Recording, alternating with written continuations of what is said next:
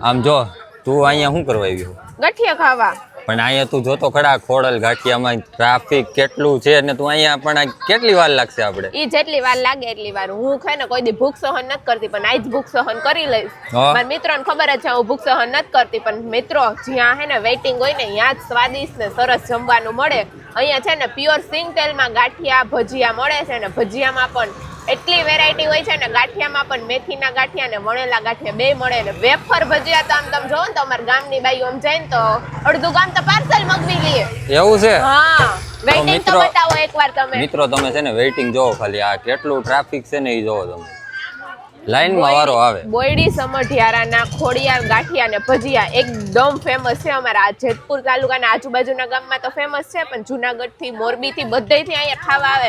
અને દિવાળીએ તો આખી રાત ચાલુ હોય એવડું ટ્રાફિક હોય અહીંયા. ચાલો મિત્રો તો છે ને આપણે હવે જરીક અહીંના ઓનર પાસે જઈએ. તારે બોલવાનું છે? પેલા જાઓ, અમારો પેલા વાળો છે. અમારો પેલા વાળો છે. તો મિત્રો જો અહીંયા વેપાર ભજીયા પેલા વારો આવી જાય.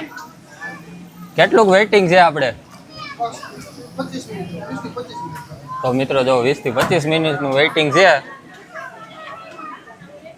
ભલે કલાક થઈને તો આજ તો ખાઈને જવાનું છે એ પાકું. એવો ખવડાવશું, મજા આવે એવું. લાગશે વાર પણ આવશે મજા.